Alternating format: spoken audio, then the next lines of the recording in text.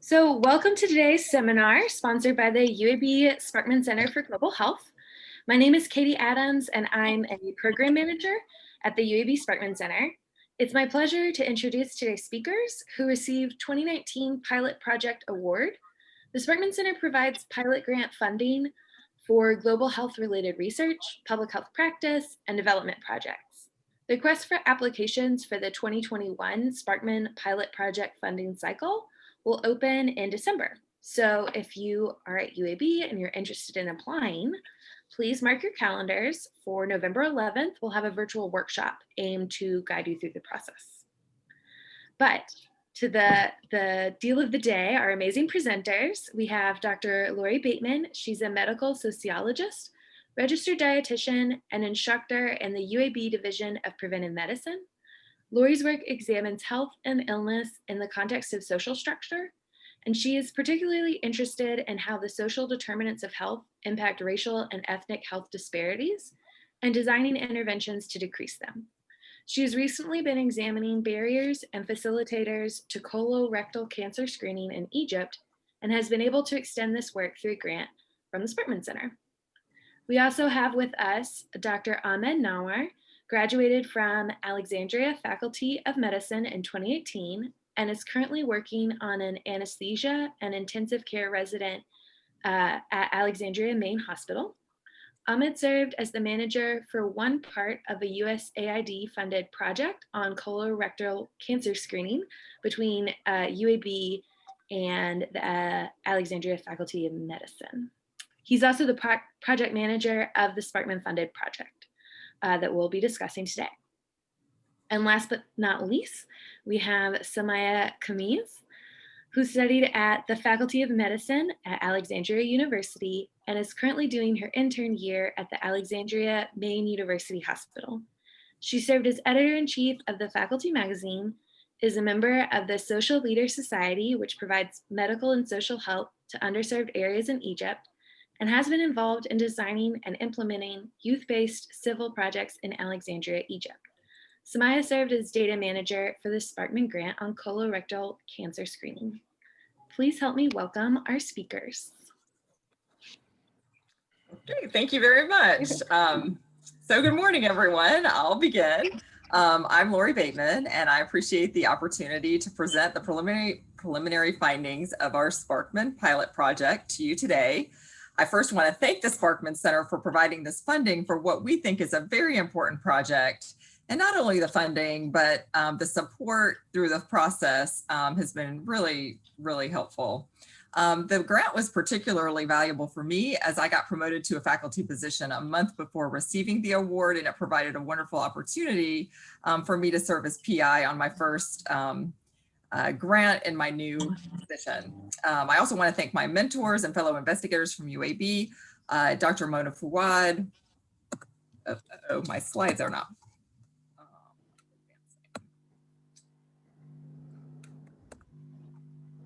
Let's see, I'm so sorry. I think I'm gonna have to stop the share. Sorry, everyone.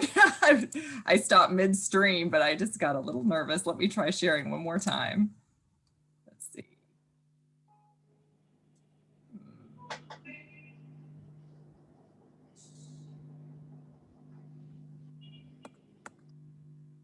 So I'm not sure why my slides aren't advancing when I stop the share.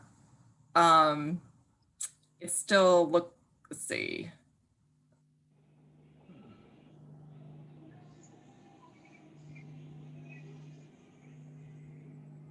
Still showing that I'm sharing on my,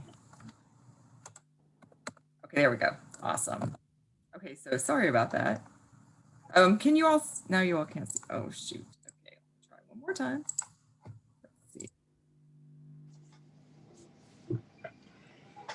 Okay, how's that? Yeah. Okay, can you all see the slides now? Yes. So let me go back to thanking my mentors and fellow investigators at UAB, Dr. Mona Fouad and Dr. Isabel Scarinci and Dr. Sejong Bey, as well as my collaborators at the Alexandria University Faculty of Medicine. It's really been an honor and a privilege to work with each of them.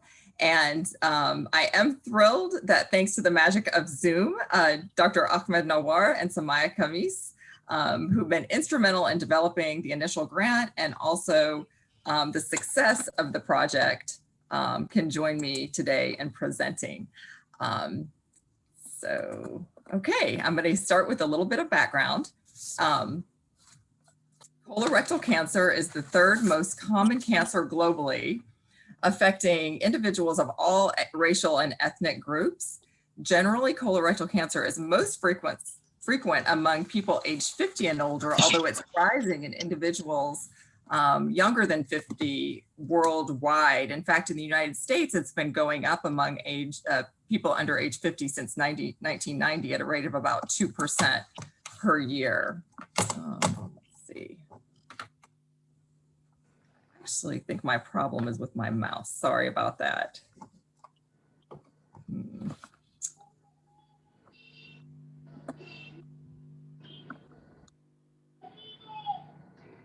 Colorectal cancer, sorry about that. Colorectal cancer is especially prevalent in high-income countries where we have the Western diet and a lack of physical activity and obesity. And unfortunately, rates are climbing in low to middle income countries as they adopt these bad habits. Egypt, in fact, has one of the highest rates of early onset colorectal cancer in the world, with more than 1/3 of the cases occurring in those aged 40 or younger. And it's often diagnosed at an advanced stage with poor prognosis. We know that early detection through screening is critical to decreasing mortality in colorectal cancer patients. By finding and removing polyps before they have a chance to become cancerous, screening can save lives and is cost effective. It can even prevent colorectal cancer. But colorectal cancer is highly dependent on the stage at diagnosis. For instance, the 5-year survival rate when detected at the earliest stage is 90%, but only 10% when diagnosed with advanced cancer. And sadly, the average life expectancy of a patient diagnosed with colorectal cancer in Egypt is only 2 years, and currently there's no screening guidelines in Egypt. So clearly determining a culturally relevant colorectal cancer screening intervention in Egypt is critical.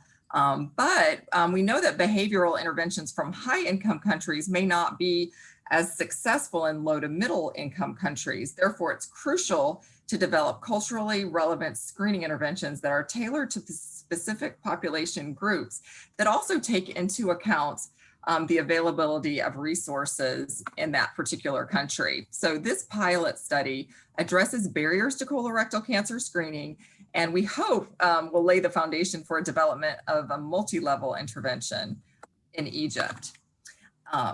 And the development of the intervention in this grant was informed by a prior project.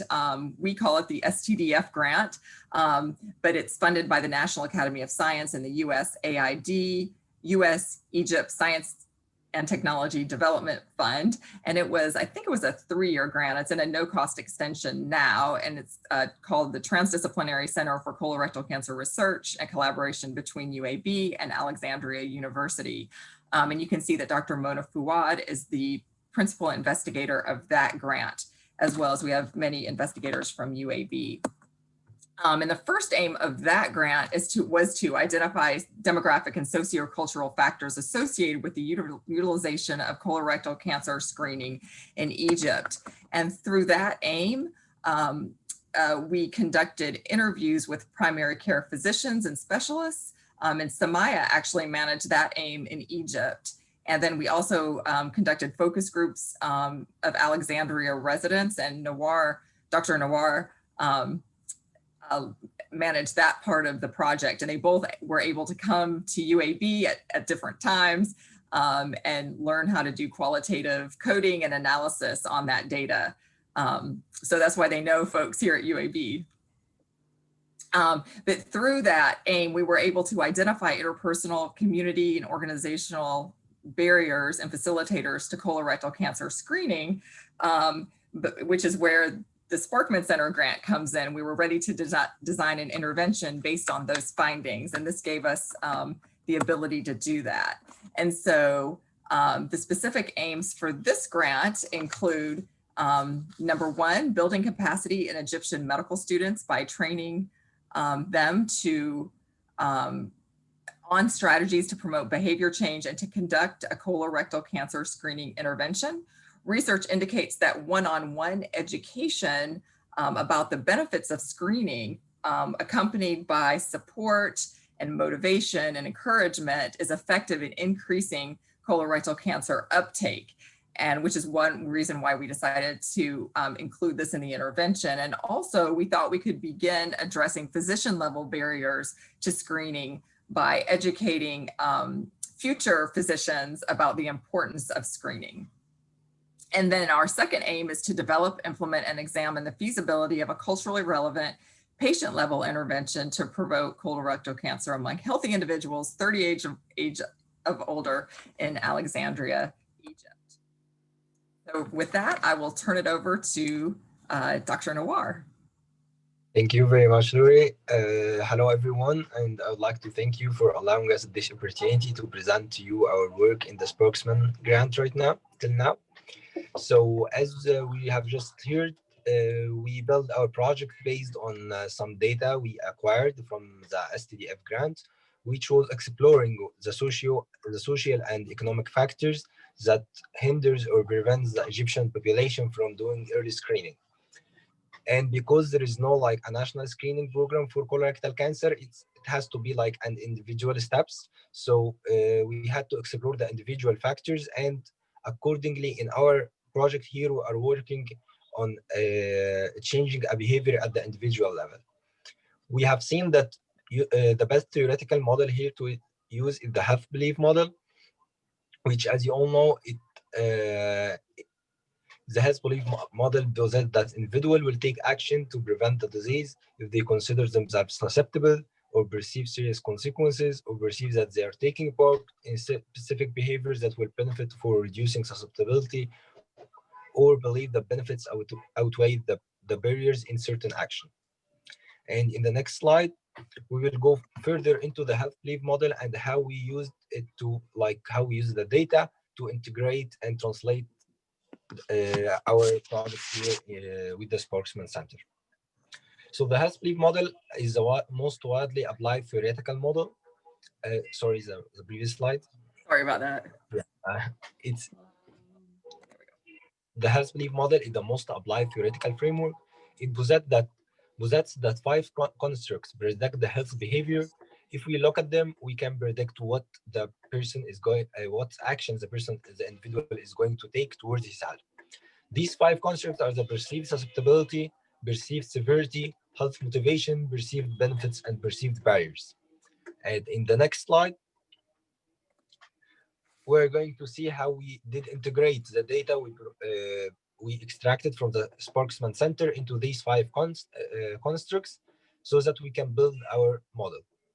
So the first one is perceived susceptibility, and the preliminary findings we found in the other grant was that those who has family members or close members who were diagnosed with colorectal cancer are more likely to get screened, and they are more motivated to get screened. So accordingly, we made sure to provide information about risk factors, prevalence, and incidence of colorectal cancer screening among the Egyptian population.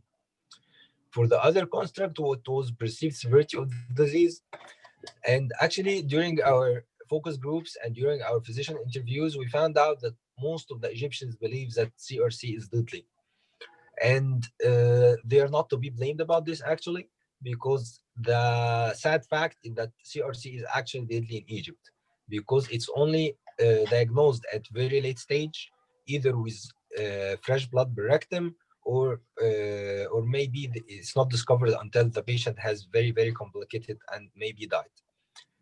So CRC is, yes, deadly according to them, but we made sure to give them information that to deliver a message that although CRC could be deadly, as they can see now, it can be prevented and cured if detected early.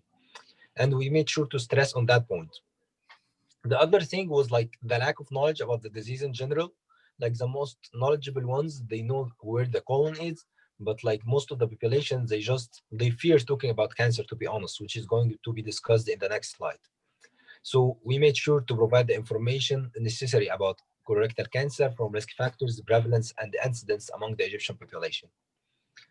Coming next to the perceived barriers, which was our primary focus in the other grant, we found out that the lack of availability of the test, the lack of awareness, and the cost of the screening test was the main barrier for all of them. So we made sure to provide screening tests and follow-ups at absolutely no cost.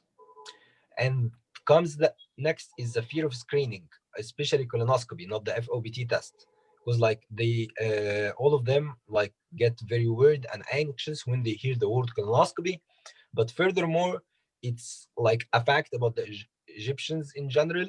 They fear the word cancer.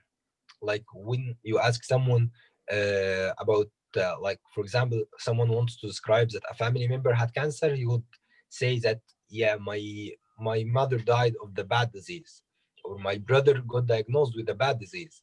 They actually are very afraid of the word cancer. And it's like if any of you like is a Harry Potter fan, it's like when they refer to Voldemort, they say that the guys that we shouldn't name his name. That's actually like what cancer is in Egypt. It's like Voldemort for Hogwarts. So cancer is a word that really feared by the Egyptian population.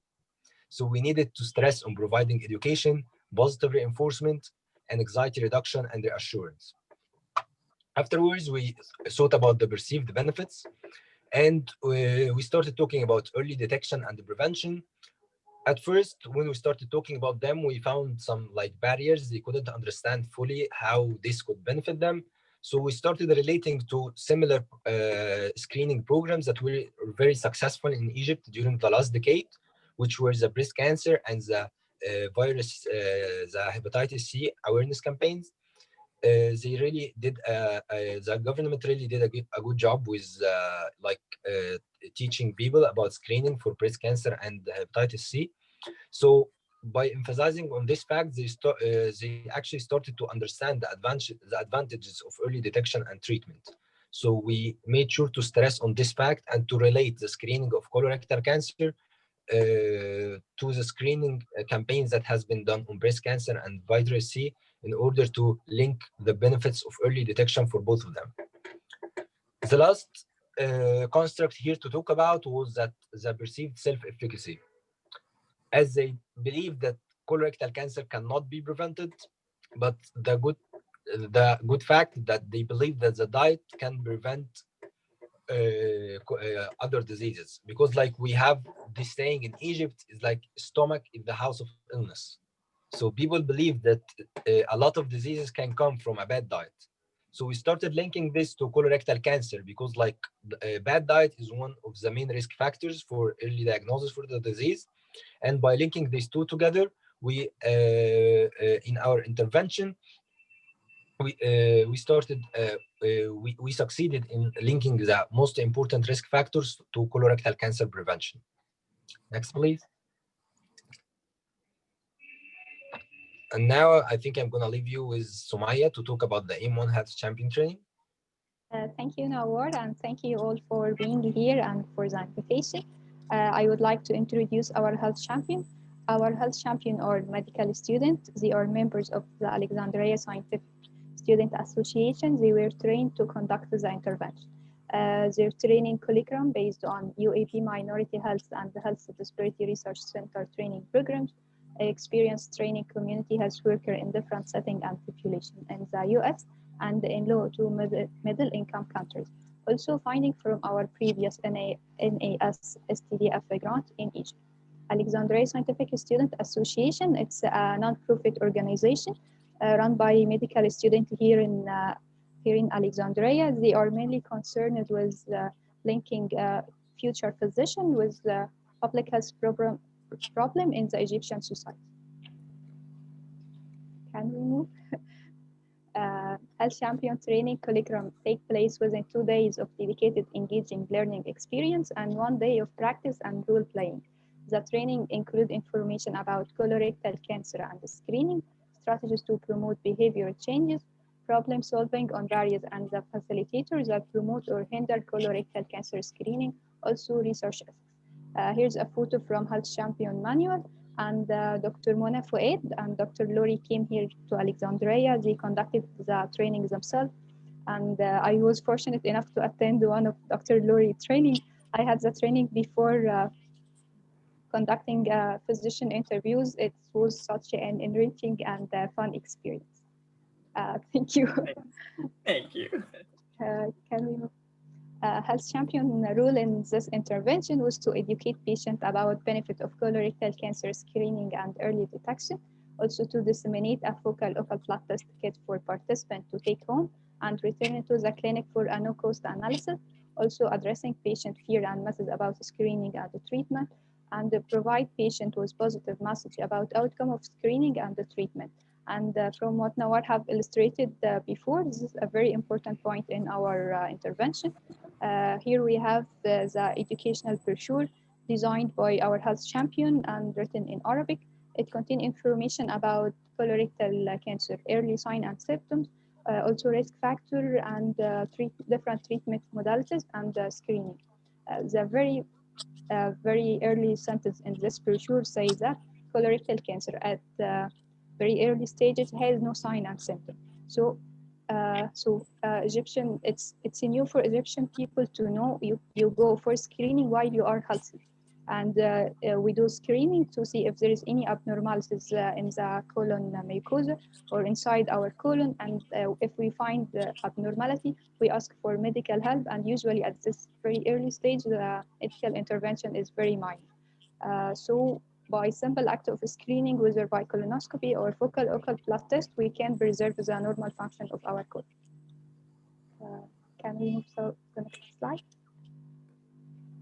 Okay, so regarding the M2 level, patient level intervention, so after talking about the health champions and after training them, it was time to move into the intervention with the participants or our patients.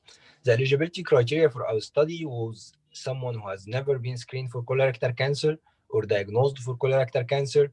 They will be receiving care at the primary healthcare clinic at San Stefano. We wanted to include 120 patients age 30 or more.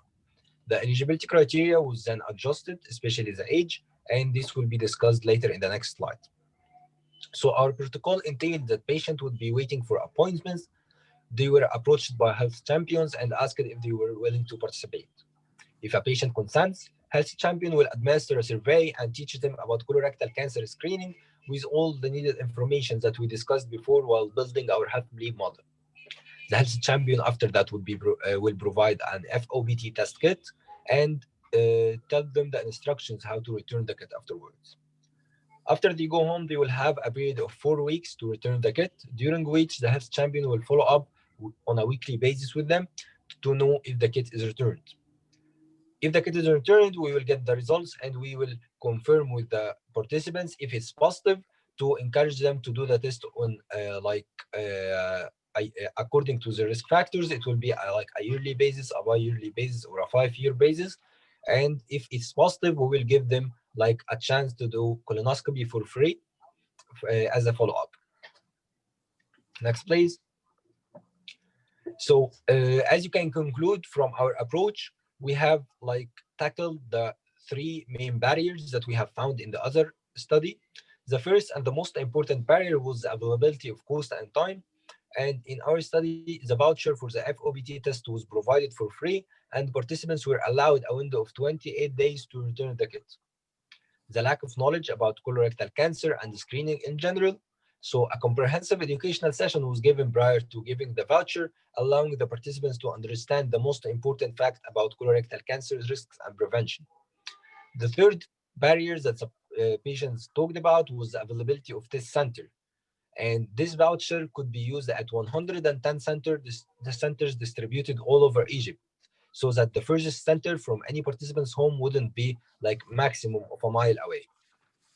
So by approaching these barriers and by tackling them, we made sure that as far as we can, no barriers would be addressed to screening, and then we will have like an actual intervention to see if the health belief model will take a success for those patients to take an action towards their health and do the screening test. Next, please.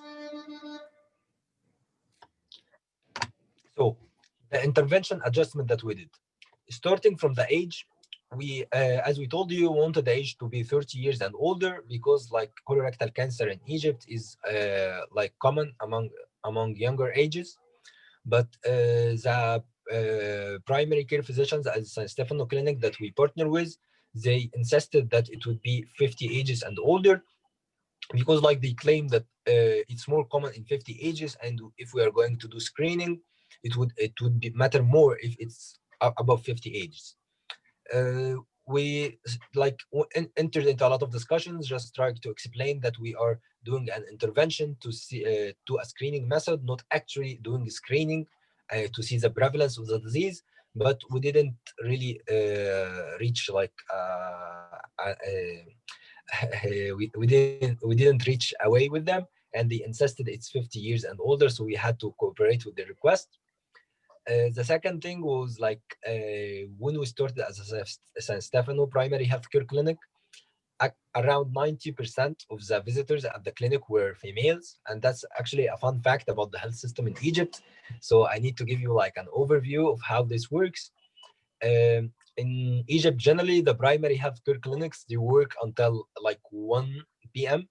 And at this period, like most of the people are at work, unless females who do not go to work or are at home. And like most of the services provided at these clinics are postpartum care, vaccinations for children, also sexual and gynecological health services. So most of the visitors are actually females. So we felt the urge that we need to add another clinic just to include more male participants, and we agreed that it would be the Alexandria Main University Hospital outpatient clinic. And we found abundance of a lot of male and female participants out there actually that we helped us a lot. But as much good as it did, it was one of our limitations, and that would be discussed later in the next slides. The third intervention was that the idea of providing a kit to the participant was not very successful because we do not have this culture much in Egypt.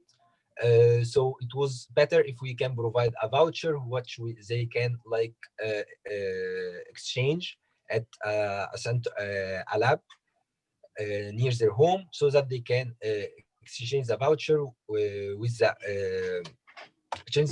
voucher with their sample and then get the test done. That was more convenient at the time. So I think I'll leave it here. Great, thanks. And I'll just discuss outcome measures. Our primary outcome measure was the percentage of total participants, and we were aiming for 120 to return the FOBT test for analysis. So we just wanted to see if the screening would be completed by the patients. And our hypothesis was that patients receiving the Health Champion intervention would have a 20% increase in screening using the FOBT test. We assumed a null screening rate of 2% since the Egypt screening is pretty much non-existent there in Egypt, and a target screening rate after the intervention of 20%. And we found a sample size of 120 would achieve 99% power to detect a difference of 1% at a 1% of 18% at a 1% significance level. And for the Health Champion part of the intervention, we used pre and post assessments to examine the impact of the training on the knowledge and perceptions of the Health Champions. And this study was reviewed and approved by the IRBs of both UAB and Alexandria University, which was no small feat to get approved, but we did it. All right, I'll turn it back over to Samaya then, and she'll talk about the results of the Health Champion training. Thank you, Lori. Health Champion result. 14 medical students participated in the Health Champion training. Training took place within 2 days, September 17 and 18 last year, and it was followed up by mock interview session on Zoom in December. That's because Dr. Lori and Dr. Mona had shortage of time, so they continue the training through Zoom meeting. The average age of a student was 20.6, age ranging from 19 to 25, and they were between the second and the sixth year in medical school. Pre and post training survey indicated that our training yielded a 71% increase in health champion knowledge about colorectal cancer, 85% increase in their knowledge about FOPT and colonoscopy, and 78% increase in their basic principle or of behavior changes, and finally 69% increase in their confidence in motivating people to screen for colorectal cancer, and we are proud of this result. Can we move to the next slide? 13 health champions participated in the intervention. The remaining health champions participated by designing the health brochure. They managed to recruit 117 patients and also educating them. That happened in between December 2018 and March 2020. And thank God we were able to recruit this number of patients before COVID emerged. Each health champion recruited between 5 to 10 patients, and patient focal occult blood test kit return rate for each health champion varied from 0 to 81%. And Nawar will explain the difference in the rate later. And moving to Nawar. So on the next slide, we're going to see some pictures from our training. So the first picture was while we were going through the health champion training manual and trying to extract the most important information that we need to educate the patients about. The second one, this is me and Professor Mona doing one role play for them just to start the actual role plays between each participant and the other one. In the next slide, it's like the last day of the training, and here is Lori, me and Professor Mona and 14 participants at the training. And moving next to the screening rate by health champions that Sumaya just mentioned. So we have 13 health champions, and the return rate varied between 0% to 100%. So at first, we wanted to take this variance as like a tool to evaluate the health champions' effort. But going through these into more details, we found that we had a lot of confounding factors affecting these results we're seeing now. One of these confounding factors, as I mentioned before, was the Alexandria Main University Hospital Clinic. Like our participants were not critically ill, because this was one of the criteria that we had to include. We are not recruiting sick patients, we are recruiting normal individuals who would be eager to get screened. But some of them were accompanying others, family or friends who were critically ill, because this is the kind of patients we see at the Alexandria Main University Hospital. So, for example, one of the health champions had 5 participants. 2 of them had like a strong family or a partner who died 1 week after our intervention, which is the one who was at the clinic by that time. So it was not appropriate to ask them to do the screening test. And another confounding factor was like the mobile numbers. Some didn't like give accurate mobile numbers. I think this happened with around 10 patients. They gave like wrong mobile numbers. Some of them were very old. They couldn't remember the numbers correctly. So maybe we can take into consideration this in the next research. And of course, there is a ratio between the efficacy of the health champions themselves, but it's not pure into that. So the last one, the last picture is our picture in the first day. We're waiting for the patients to be recruited. This is part of the team who were at the Alexandria Main University Hospital, and the others were at the San Stefano Clinic. So the results will be presented with Rory. Okay, thank you. And a couple of things I wanted to mention is that medical training in Egypt is done in English. And so that was one reason why I don't speak Arabic. And so I was able to conduct the training, and all the materials were in English. Their consent forms were in English. And so I think that worked out well. All the patient materials, though, are in Arabic. And so we would need Arabic speakers to conduct that intervention, that part of the intervention. Just to share some more results, we ended up, like Samaya has already mentioned, with 117 patients, which we were thrilled about because we wanted 120, but given that COVID closed us down, we felt pretty good about 117. The average age of the patient was around 60. And for our main outcome measure, we had 44% participants, or 37.6% of them, returned the FOBT kit. And since we have hypothesized only 20% would return the kit, we were pretty happy with these results. And so out of those 44 patients, 5 had a positive test, and that's 11.4%. And out of those 5, 3 followed up with a no-cost colonoscopy. One patient refused based on his her doctor's recommendation, which actually shows the reason that we should, or that there needs to be more education for physicians there in Egypt about screening. But then one did not complete the colonoscopy due to COVID-19 fears. And then we also just wanted to take a look at the patient demographics and to see if any of the demographic variables were significant in impacting the outcome of screening.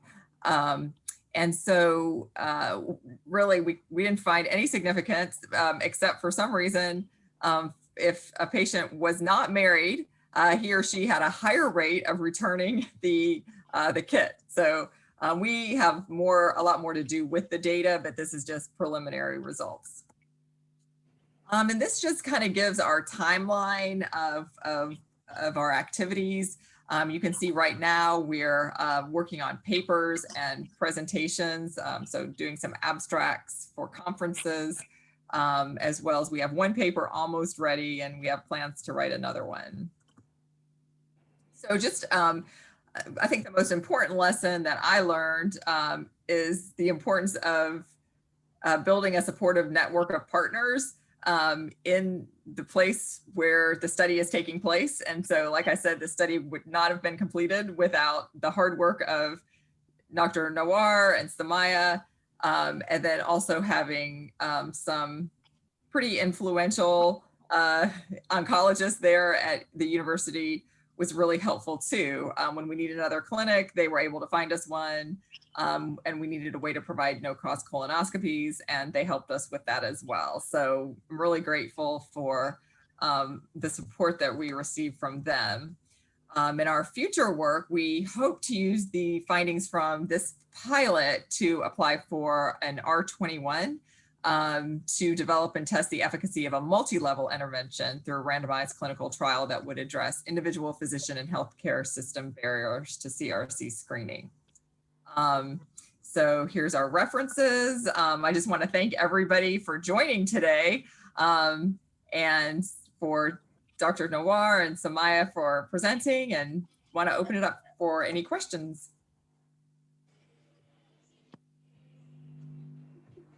Thank you so much. This is Anna Helova, the program director in the Sparkman Center for Global Health.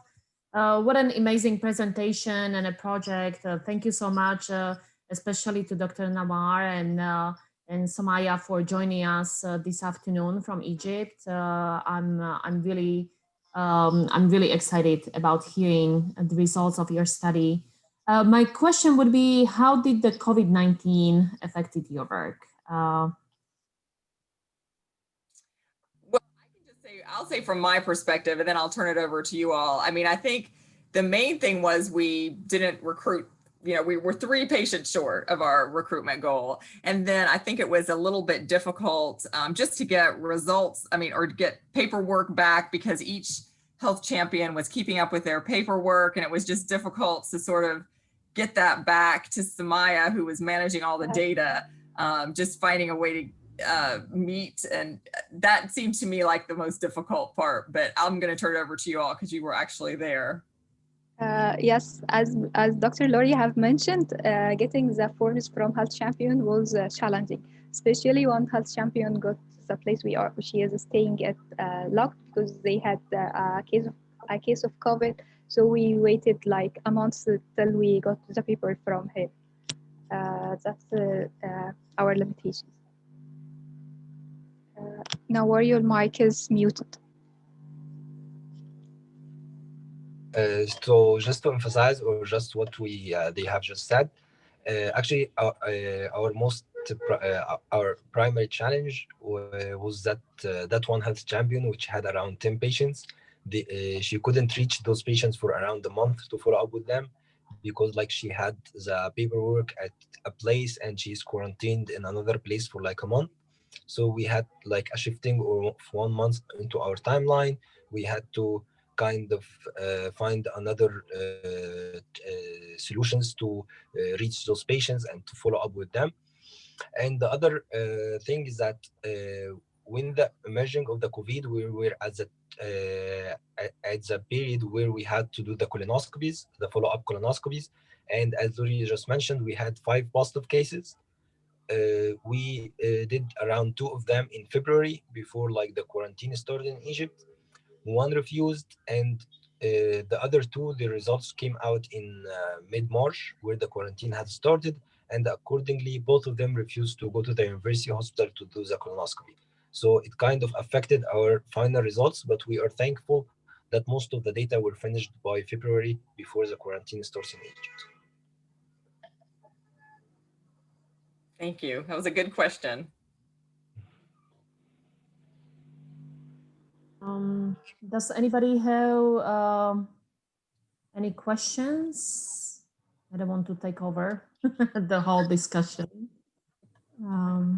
I had a comment from one of the students who joined us today about how she never realized how much that some cultures are not willing to talk about cancer or acknowledge cancer. And I know this is true from our studies in Kenya, that there is a lot of stigma attached to cancer. Could you comment on that a little bit more? So if you can excuse me to talk about this, it's like, when there is a deadly disease, people have a fear to talk about this. And the fear is like eliminated step by step when more and more cases are going into remission.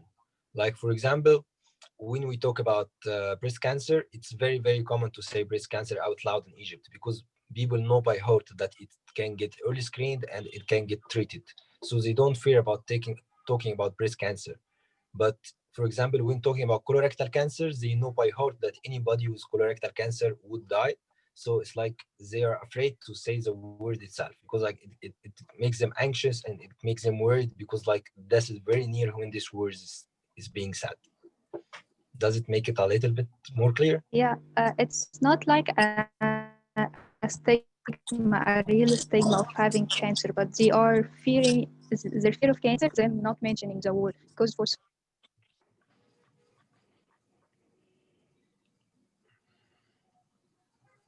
So more related to like maybe superstition, if you mentioned that.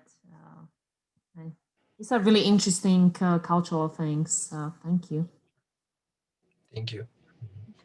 Um, okay. Do we have more questions from the audience? You can either write them in our chat, or you can unmute yourself and ask.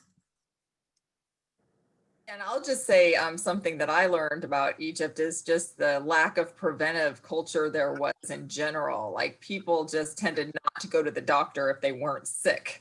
We learned that from you. They could have told me that ahead of time, but we learned it from our focus groups too. So even a screening is a little bit foreign, but there are these models that they mentioned of breast cancer is one, and I think hepatitis C screening. And so there is a model. So I think there's a lot of hope that if we could do a colorectal cancer screening intervention that works really well, it could be scaled up. And that's why we chose the FOBT test, because it's really inexpensive. so it could be implemented easily in clinics and widely.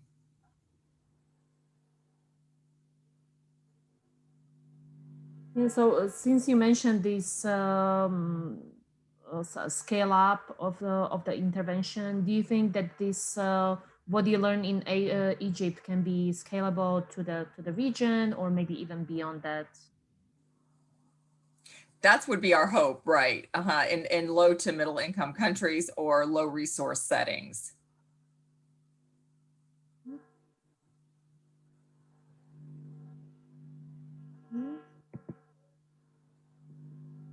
Yeah. Any other questions? Do we have any questions in the chat box?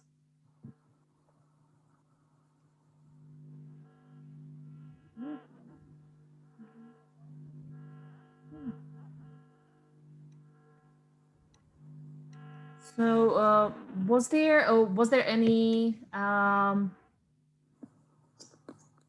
other things that that surprise you, or when you compare that to the setting in the United States, Lori? And on the other hand, was there something when you came to UAB, Samaya, Dr. Nawar, something that was strikingly different between the setting in healthcare setting in Egypt and UAB? Oh, I'll start quickly and just say that I think the toughest part for me, the most disappointing part, was not being able to do the intervention on individuals younger than 50, because, you know, one of the reasons we really wanted to do this was because of the high rate of younger people getting the colorectal cancer in Egypt and dying from it. And so we really wanted to compare rates of screening among patients 50 and like 30 to 50 and 50 and over. But the clinic director, and they all switched to Arabic during this discussion because I was there in Egypt, and so I didn't catch it all. But the clinic director could not be convinced that we should be, you know, including patients aged 30 to 50 in this study. She simply would not go for that. And I know Nawar and Mona, Dr. Fuad, worked hard to convince her, but it just, she wouldn't have. So I think that was really interesting to me, that they just weren't willing to even entertain that idea, which kind of does show the culture and maybe some need for education, even among, you know, continuing education among physicians. And these were primary care. They certainly weren't gastroenterologists. I'm sure they would know differently. But anyway, so that was, I think, the disappointing thing, but also eye-opening to me. And so what about you all?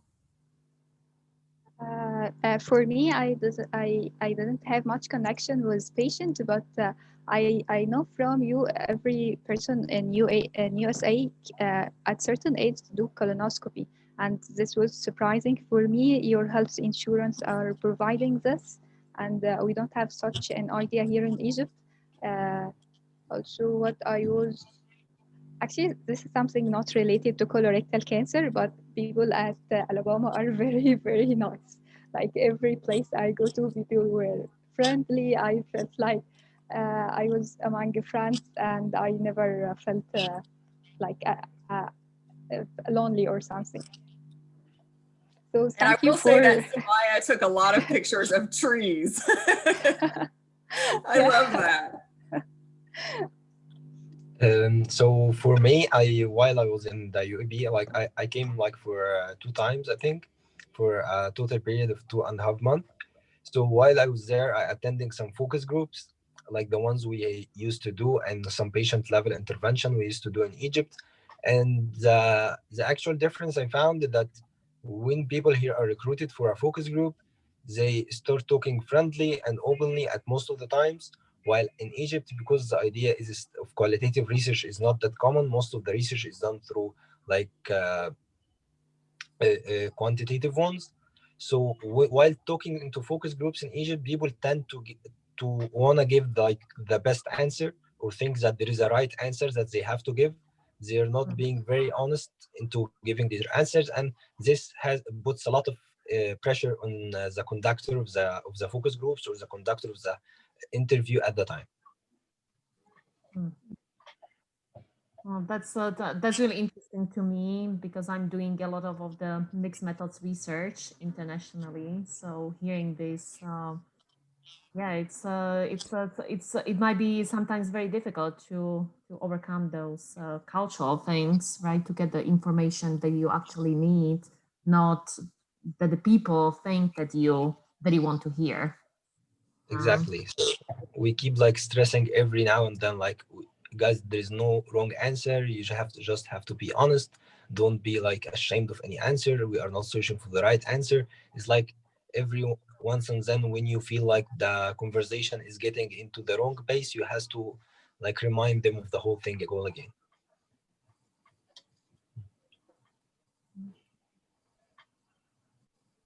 Okay. Let me see because if we have more questions in our chat box.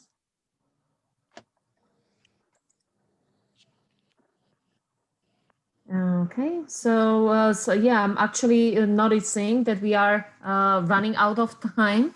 So I would like to close on this note and thank you again for joining us today. Thank you so much. I'm so glad that we were able with the Sparkman Center for Global Health fund this study, and I hope you will be able to continue with the results and receive the funding for future funding and be able to implement this and scale it up. This is amazing, and I see how much impact it can have in the future. So thank you so much today for a great example to our students and scholars of how the study should be conducted in a strong partnership with the community and with between UAB and our international partners. Thank you. Thank you very much. Thank you. Thank you so much for giving us the Thank you. opportunity, and thanks for everyone for coming, and we appreciate it. Yeah, thank you. Bye. And thanks, Nawar and Samaya. You too. Yeah, it's always a pleasure. Bye.